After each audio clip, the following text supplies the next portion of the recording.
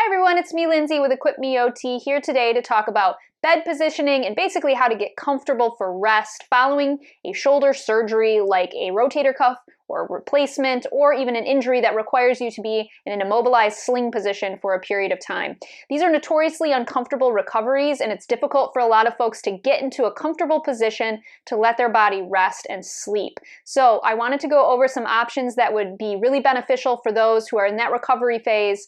And I want to focus on the bed because I know a lot of folks who are recovering from this type of surgery will rely on a recliner for their positioning and comfort. But the problem with the recliner is sometimes the arm is on the wrong side for managing it, or you don't have access to one that is in particularly good, comfortable shape that would allow you to sleep in it for a long period of time without causing undue stress on other parts of the body. So as a therapy team, we always recommend folks have an alternative sleeping option outside of the recliner, like the bed. And there are ways to get comfortable and to position yourself safely in the bed. So that's what we're going to go over today.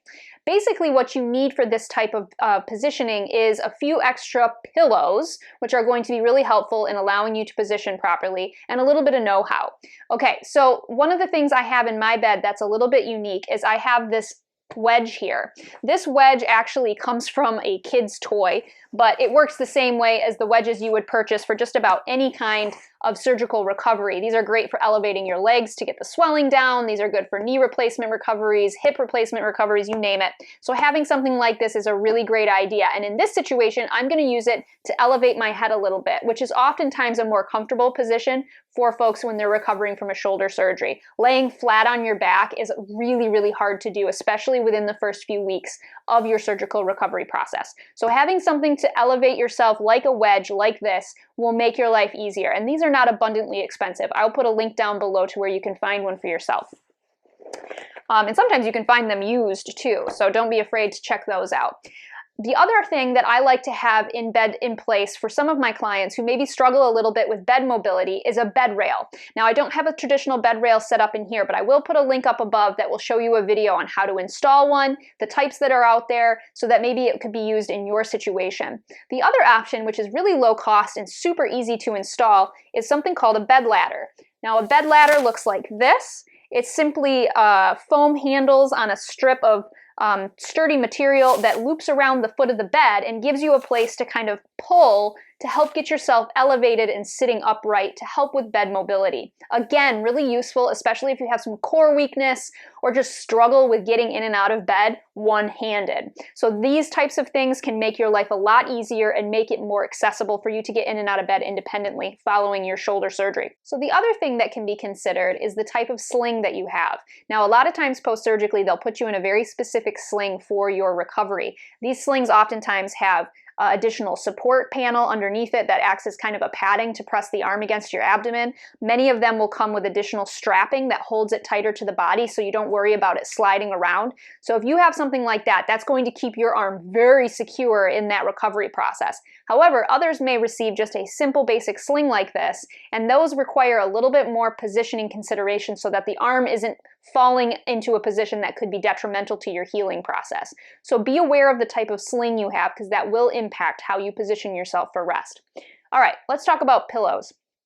The first pillow I'm going to suggest is a nice thin pillow. And again, I'm going to be using a very basic sling, and this has to be cleared by your physician or therapy team, but having a nice thin pillow to apply gently underneath the arm, just ever so slightly, can make this so much more comfortable. This is a very, very thin pillow, and you could go even thinner than this, just to give your arm something to rest upon while you're laying in bed. Most physicians will allow that small amount of movement. If they do not, certainly listen to their guidance. But a lot of times this alone will provide a ton of extra comfort and support.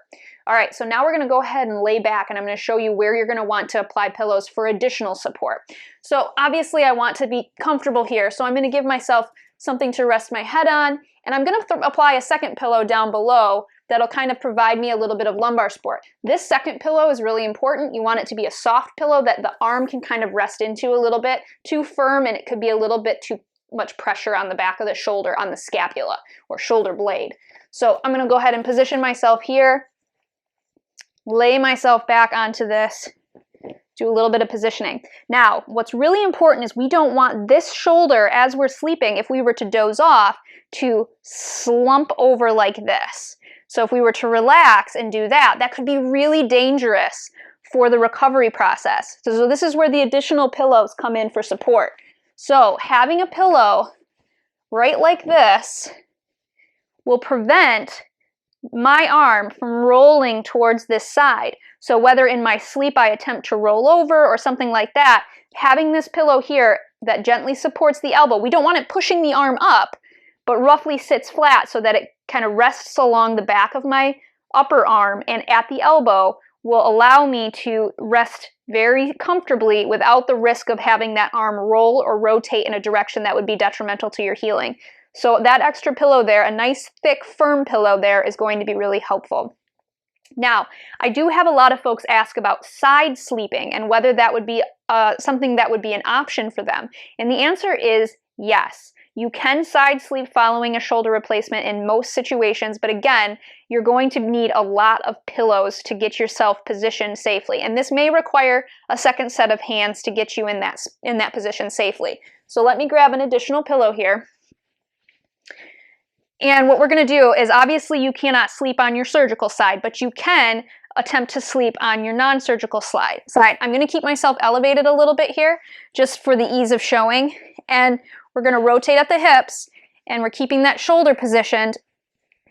Now we're going to apply a pillow kind of at the fist. So if I rest my fist here, a body pillow works quite well for this. You can actually rest fairly comfortably propped up on your side a little bit.